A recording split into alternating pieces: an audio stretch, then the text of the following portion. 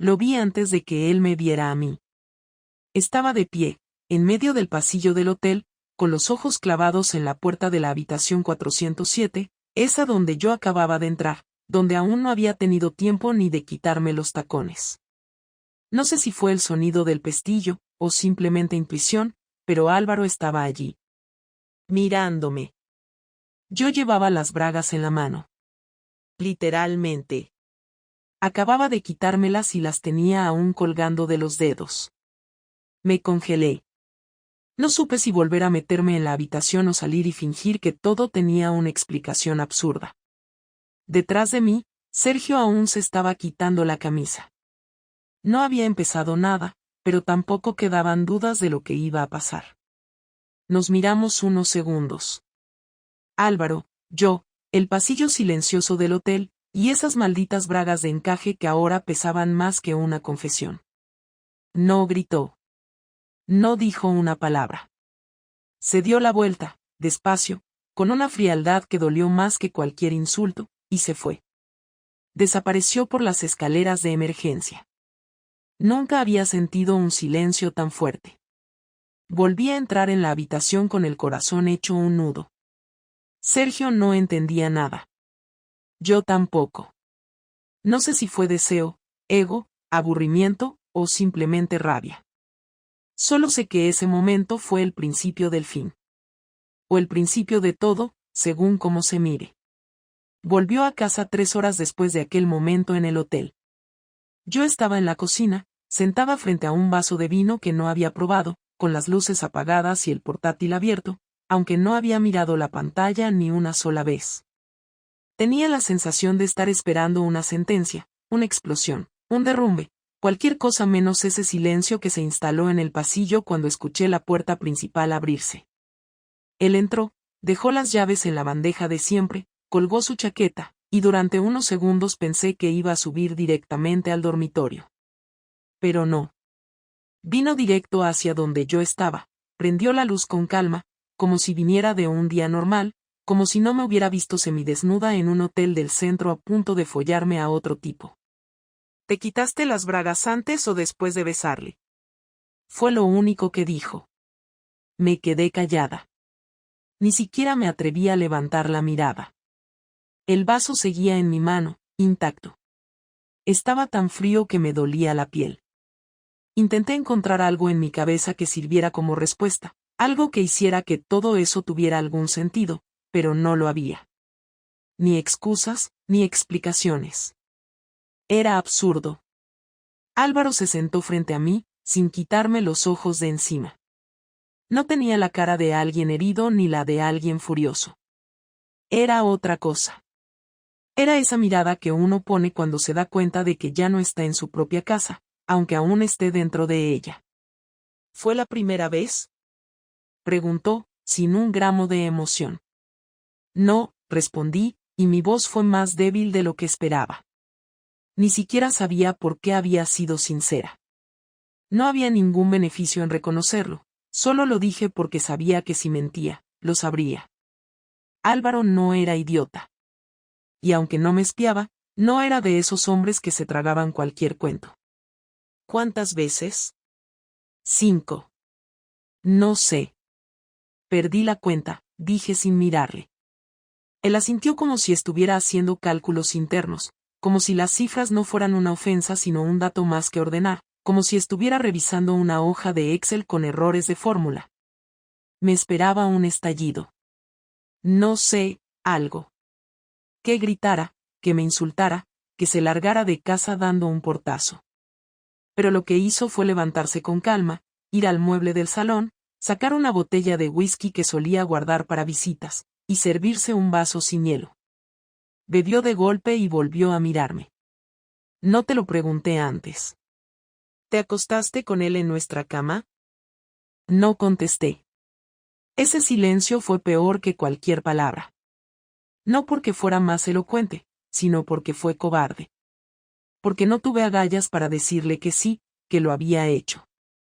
Que en la misma cama donde veíamos películas los domingos, donde él me traía el café cuando se despertaba antes, donde lloramos juntos la noche que perdimos al bebé, me había acostado con otro tipo, 2 veces. Perfecto, dijo, dejando el vaso en la encimera. Ni siquiera sé si estoy más jodido por lo que hiciste o por lo tranquila que estás ahora. Pareces una actriz de mierda, Laura. De esas que repiten una escena 10 veces y ya no sienten nada. No era verdad. Estaba temblando por dentro, pero lo mío no era teatro. Era parálisis. No sabía cómo se reacciona cuando tu vida se acaba de ir a la mierda y tú has sido la única responsable. Él caminó hasta la puerta del pasillo, pero no subió las escaleras. Se quedó ahí, apoyado, como si no supiera si irse o volver. Quise decir algo, pero no me salía ni una sílaba. Era como si mis cuerdas vocales se hubieran anudado de golpe. ¿Sabes qué es lo peor? Continuó sin mirarme. Que no estoy ni sorprendido. Que llevaba semanas sintiéndolo. Tú creías que lo disimulabas, pero estabas más transparente que un cristal sucio. Dejaste de mirarme, de tocarme, de hablarme como antes. Lo noté. Lo notó hasta el puto gato. Lo único que no sabía era con quién. Pero lo de hoy, eso fue una puta obra de teatro barata. Yo no podía decir nada porque era verdad. Todo. Cada palabra. Él lo había notado y yo había seguido como si no fuera obvio. Me había convertido en una caricatura de esposa infiel. Álvaro se quedó callado un momento. Se frotó la cara con ambas manos y suspiró como si estuviera vaciando todo lo que le quedaba dentro. No había lágrimas. No había rabia. Solo esa mezcla de decepción con desprecio que hace que alguien deje de quererte en tiempo real. Me lo imaginé, ¿sabes? Dijo, ya de espaldas. Imaginé 1000 veces esta escena. Y en ninguna de ellas pensaba que me dolería tampoco. Lo escuché subir las escaleras. Cada paso era seco, medido, como si no pisara fuerte por no despertar a algo muerto. Minutos después, la puerta del dormitorio se cerró. Yo me quedé ahí, sola, con el vino ya caliente y el estómago revuelto. El silencio volvió. Esta vez, más pesado que nunca. Al día siguiente no hubo desayuno, ni conversación, ni rutina. Álvaro bajó a la cocina más tarde de lo normal, vestido, afeitado, con esa expresión seria que solía tener en reuniones incómodas de trabajo. Yo estaba sentada en el mismo sitio de la noche anterior, sin haber dormido, sin haberme duchado, con la ropa arrugada y los ojos secos de tanto pensar. No me miró al entrar. Fue directo a la cafetera, se sirvió una taza y se apoyó en la encimera. Lo observé en silencio mientras revolvía el café sin añadirle nada. No era un gesto casual, era mecánico, como quien necesita ocupar las manos para no romper algo. Estuve a punto de decir algo, cualquier cosa, incluso una estupidez como "¿Cómo has dormido?", pero sabía que cualquier palabra que no fuera una confesión completa iba a sonar vacía. Él rompió el silencio sin girarse. Dímelo todo, ahora. Desde el principio. No me ahorres detalles. No me trates como a un imbécil. Quiero saberlo todo. ¿Estás seguro de eso? Pregunté, porque aún creía que había cosas que dolían más si se decían en voz alta. Estoy seguro de que no quiero pasar el resto de mi vida con alguien que no es capaz ni de confesar lo que hizo. Así que, sí. Estoy seguro. Le conté cómo empezó todo. Que fue una conversación en una cata de vinos, una de esas actividades absurdas que la empresa organiza para fomentar relaciones entre departamentos. Que Sergio me pareció interesante, que me gustó cómo me miraba, cómo me escuchaba. Que al principio solo hablábamos por correo, después por WhatsApp, que las conversaciones eran inofensivas hasta que dejaron de serlo. Que la primera vez que me besó fue en el garaje de su oficina, que después hubo una comida, luego un hotel, y que a partir de ahí todo fue cuesta abajo. No adorné nada, no utilicé palabras bonitas ni excusas. No lo llamé aventura, ni crisis, ni error. Fue lo que fue. Le dije que pasó en nuestra cama 2 veces, cuando él estaba de viaje. Que una vez le mentí diciendo que tenía una reunión de equipo y en realidad me fui al apartamento de Sergio. Que en otra ocasión él vino aquí, al piso, cuando Álvaro salió a correr un sábado por la mañana. Que incluso después de sentirme culpable, seguí viéndolo. Que no fue amor, que ni siquiera estaba enamorada. Que no tenía ninguna justificación, solo lo hice. Y lo peor es que, por momentos, hasta lo disfruté. Cuando terminé, Álvaro dejó la taza en el fregadero sin haber bebido una sola gota. Me miró durante unos segundos que se sintieron eternos. Su expresión no cambió. Estaba escuchando como si estuviera evaluando una declaración en un juicio, no a su mujer. Entonces habló, despacio. ¿Y qué se supone que tengo que hacer ahora con todo esto? ¿Me das una lista de opciones? Te aplaudo por tu honestidad. ¿Te digo que lo entiendo? ¿Esperas que te diga que podemos empezar de cero? No espero nada, dije, sin llorar, sin rogar. Solo quería que lo supieras todo. Ya está. ¿Tú crees que eso es suficiente? ¿Qué porque me lo digas sin adornos ya está todo equilibrado? ¿Crees que ahora tenemos un punto de partida limpio? Porque no lo tenemos, Laura. Tenemos una historia que se fue a la mierda y tú fuiste la que encendió la cerilla. Quise decirle que estaba arrepentida, pero no me creyó. Me lo dijo antes de que pudiera abrir la boca. No digas que te arrepientes, porque no lo estás. Si lo estuvieras, me lo habrías dicho antes. Lo que sientes ahora es miedo. Miedo de perder la comodidad, la imagen, el control. No me vengas con arrepentimientos cuando has repetido la misma mierda varias veces y no paraste por moral, sino porque te pillé. Sé que no sirve de nada ahora, pero te juro que había pensado terminarlo. Estaba buscando cómo salir de eso sin hacerte daño. ¿Sin hacerme daño? Me has follado la vida entera, Laura. Me has mentido a la cara, me has traído a otro hombre a esta casa, a nuestra cama, y aún tienes la cara de decir que intentabas evitar hacerme daño. No sabes lo que significa eso. No sabes lo que has roto, porque si lo supieras, no dormirías tranquila ni una sola noche más. No dormí, dije en voz baja, como si eso compensara algo. Se acercó a mí, por primera vez desde que había entrado. Me miró desde arriba con los ojos llenos de rabia contenida, pero no me tocó. Mírame bien, porque no vas a volver a verme igual. Todo lo que era yo para ti, ya no existe. Ya no soy tu pareja, ni tu casa, ni tu refugio. Soy el tipo que tuvo que verte con las bragas en la mano entrando a un hotel. Soy el tipo que cuidó de ti mientras tú fantaseabas con otro. Soy el idiota que no sospechó nada hasta que lo tuvo delante de los ojos. Se giró, subió las escaleras y esta vez no escuché la puerta cerrarse. Escuché el sonido de maletas. No fui detrás. No supliqué. Sabía que ese momento ya no tenía vuelta atrás. No supe que Álvaro había empezado a vengarse hasta que fue demasiado tarde. Durante los primeros días después de la confesión, pensé que estaba digiriendo todo, que necesitaba espacio, que tal vez aún estaba decidiendo qué hacer. Se fue de casa esa misma tarde con 2 maletas y me dijo que no le siguiera, que no le llamara, que no intentara escribirle. Yo obedecí porque sabía que cualquier intento por parte mía solo iba a empeorar las cosas.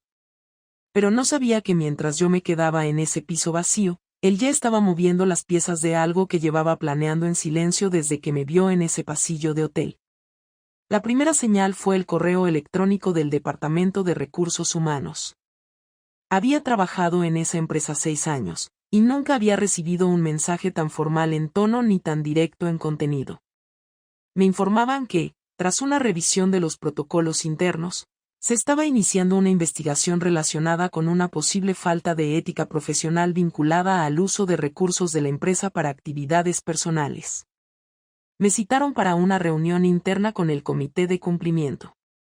No entendía nada. Pensé que era un error, que quizá habían confundido mi nombre con el de otra persona. Pero no era un error. En el primer minuto de la reunión, me mostraron un informe detallado con pruebas, registros de entradas y salidas del edificio, uso de correos electrónicos, capturas de pantalla, incluso fotos. No había forma de negarlo. Lo peor no era que hubieran descubierto que estuve con Sergio durante horas laborales, o que una vez usé un coche de empresa para ir a su casa. Lo peor era que alguien había recopilado todo eso y lo había entregado directamente al comité. Y yo ya sabía quién había sido. Intenté mantener la calma. Fui honesta en la reunión. Admití lo que era cierto, negué lo que no, pero no sirvió de mucho. 2 días después, me suspendieron temporalmente mientras seguían revisando el caso. Fue humillante. Todos lo sabían.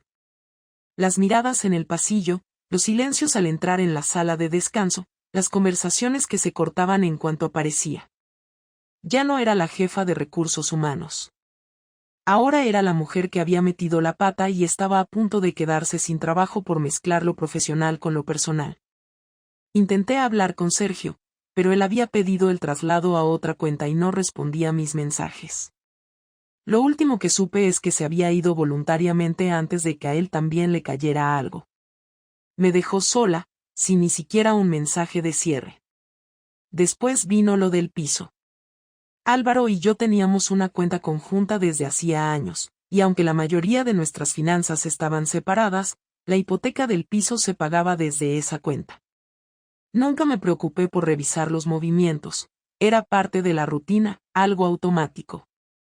Hasta que un día intenté pagar con mi tarjeta y fue rechazada. Al entrar a la banca online, descubrí que había transferido todo el dinero que quedaba.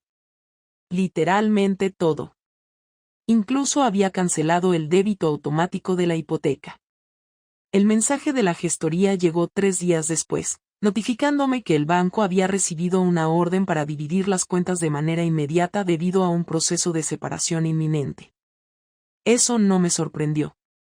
Lo que me sorprendió fue el nivel de precisión y rapidez con la que lo había hecho.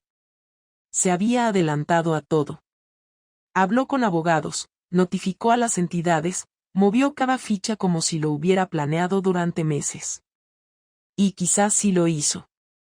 Quizás lo tuvo todo listo desde esa misma noche. Luego llegaron los sobres. Uno para mi madre, otro para mi padre, otro para mi hermana. Todos con la misma portada, una carta firmada por Álvaro y varias hojas adjuntas con capturas, fechas, horarios, incluso una copia del recibo del hotel.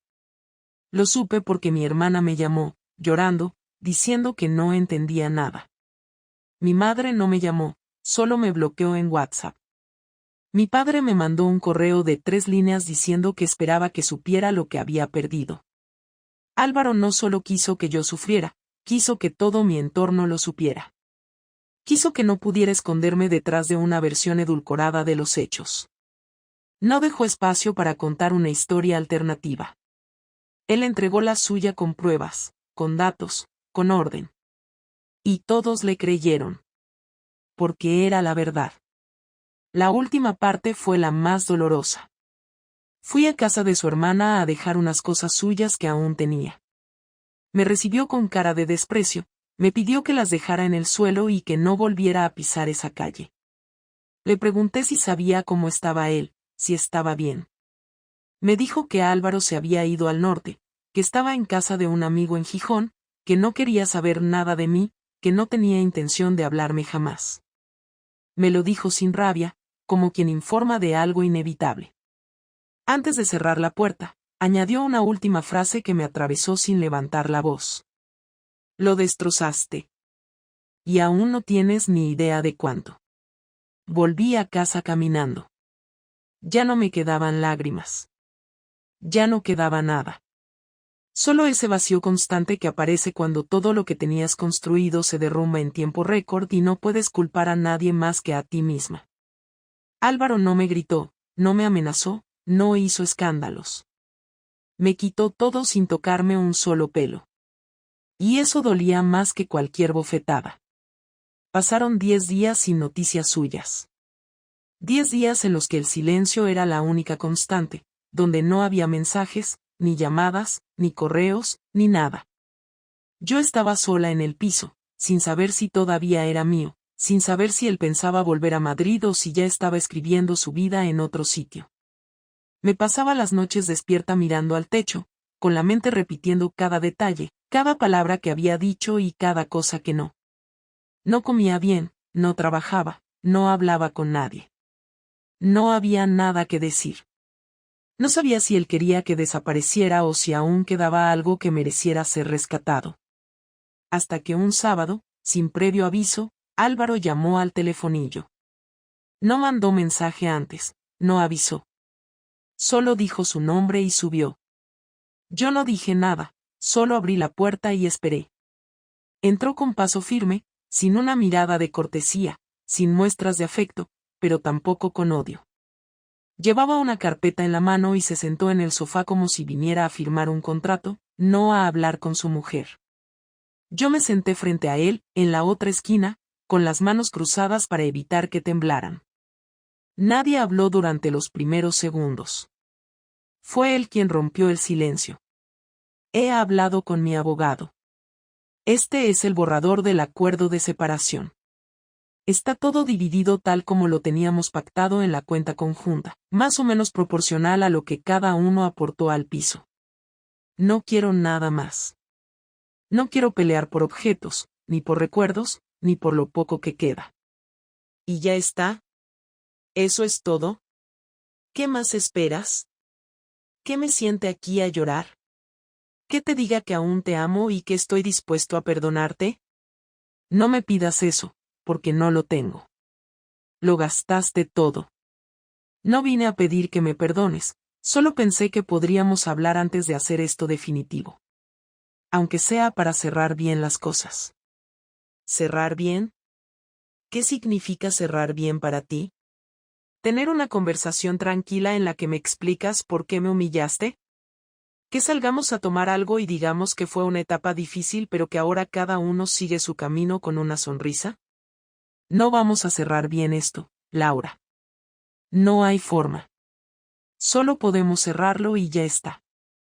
Me quedé callada porque entendí que no iba a haber diálogo si yo intentaba justificar nada. Así que decidí hablar de otra forma. Le conté que me suspendieron del trabajo y que probablemente me iban a despedir en las próximas semanas.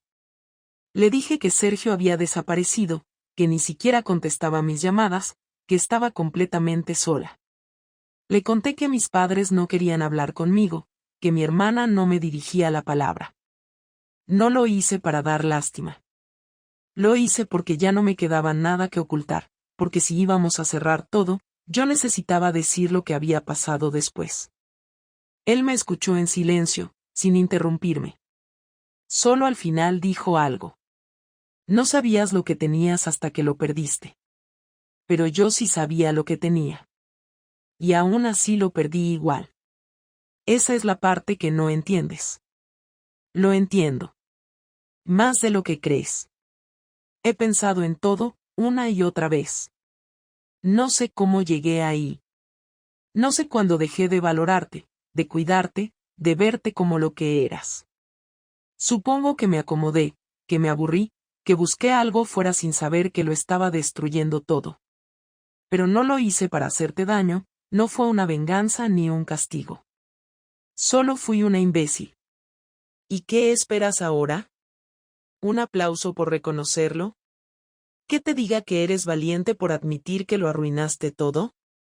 No hay premio por arrepentirse, Laura. El daño está hecho y no se borra con disculpas. No se arregla con llantos ni con silencio. No hay nada que decir que cambie como me sentí viéndote a punto de follarte a otro tipo. No hay vuelta atrás. Y lo sabes. Lo sé. Pero necesitaba verte.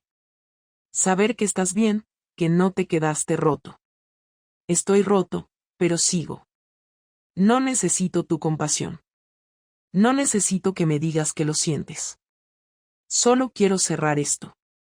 ¿Tú aún me odias? No. Si te odiara, seguirías teniendo espacio en mi cabeza. No te odio, Laura. Simplemente dejaste de importarme en el mismo momento en que decidiste hacer lo que hiciste. ¿Nunca vas a poder perdonarme? No se trata de perdón. Se trata de respeto. Y eso se perdió. No puedo dormir con alguien a quien no respeto. No puedo construir nada con alguien que fue capaz de destruirme en silencio durante meses. No voy a vivir con la duda cada vez que salgas. No voy a ser ese tipo de hombre. Lo entiendo. Espero que sí. Porque esta es la última vez que hablamos.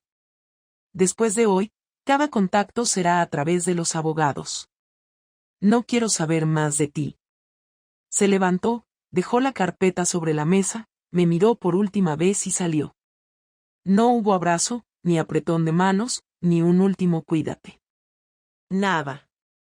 Solo una puerta cerrándose. Me quedé sola, otra vez. Pero esta vez supe que era definitivo. Firmamos los papeles 2 semanas después de aquella última conversación.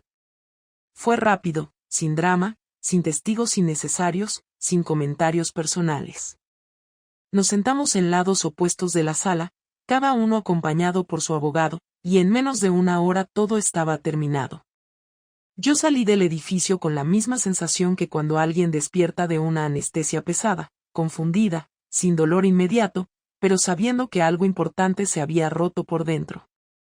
La calle estaba llena de gente, pero para mí todo era ajeno. Nadie sabía que acababa de dejar de ser esposa, que acababa de convertirme en una mujer sola, y que todo lo que había construido en los últimos 7 años ya no tenía dueño ni sentido. Álvaro se fue sin decir una palabra. No miró atrás. Subió a un coche y desapareció entre el tráfico como si yo fuera una más entre las miles de personas que cruzaban la Gran Vía ese día. Volví al piso esa misma tarde, sabiendo que no me quedaría mucho tiempo más. Habíamos acordado que él se quedaba con el piso, y yo con el coche y parte de los ahorros. Era justo. No tenía fuerzas para pelear por algo que ya no me pertenecía emocionalmente. Empecé a guardar mis cosas en cajas. No muchas. Me di cuenta de que, aunque habíamos compartido una vida, yo tenía poco que fuera realmente mío. Algunas fotos, algo de ropa, unos libros, y poco más. La mayoría de los muebles los había elegido él. Los cuadros, las tazas, incluso el colchón nuevo que compramos hace un año lo eligió Álvaro. Y yo me di cuenta de que durante años simplemente me adapté a su vida sin crear una propia. Esa fue mi primera conclusión real. Había confundido amor con comodidad, rutina con estabilidad, y nunca me tomé el tiempo de construir algo que fuera mío más allá de él. Pasaron varios días antes de que pudiera mirar mi reflejo sin sentir vergüenza. No por el acto en sí, ni por el sexo con otro, sino por la forma en que lo manejé todo, por la cobardía, por el egoísmo de haber querido tener todo sin perder nada.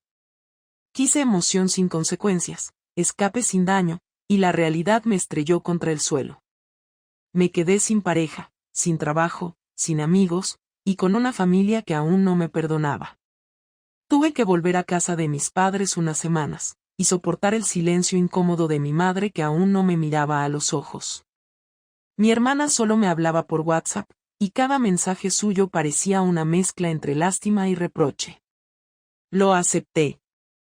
No pedí compasión. Me limité a hacer lo que tocaba. Buscar otro piso. Actualizar el currículum. Cuidar mi salud mental. No fue heroico ni ejemplar. Fue sucio, doloroso y lento. Encontré un estudio en Lavapiés, pequeño, caro y mal iluminado. Pero era mío. No tenía a nadie que me esperara, nadie que me juzgara, nadie que me protegiera. Era un lugar neutral desde donde podía empezar a pensar. Me apunté a terapia.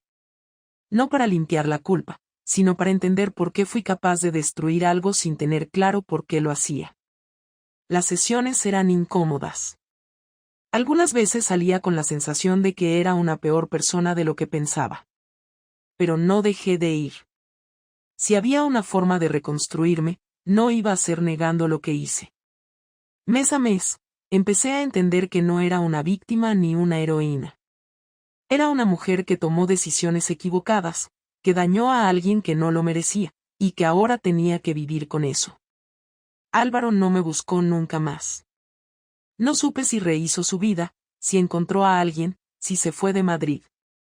Una parte de mí deseaba que estuviera bien, no porque quisiera volver con él, sino porque su bienestar me haría sentir que, al menos, no lo dejé completamente destruido. La otra parte sabía que probablemente no me perdonaría jamás, y que estaba en su derecho. No quise volver a tener pareja durante un tiempo. Ni citas, ni aplicaciones, ni mensajes ambiguos. No estaba preparada para confiar en mí misma con alguien más. Tenía que asegurarme de que si alguna vez volvía a estar con alguien, lo haría desde un lugar honesto. Y para eso necesitaba estar entera, no simplemente acompañada. Volví a trabajar, aunque no en recursos humanos. Conseguí un puesto en una librería del centro, con contrato parcial. Era poco dinero, pero me servía. Me gustaba hablar con gente sin tener que fingir ser la profesional perfecta. Me gustaba que nadie supiera quién era ni lo que había hecho. Podía empezar desde cero, sin expectativas. Ahora han pasado 3 meses desde que firmamos el divorcio. No he vuelto a hablar de Álvaro con nadie. Ni con la terapeuta, ni con mi madre, ni con mi hermana. Es un capítulo cerrado, aunque siga doliendo. No espero redención ni finales felices.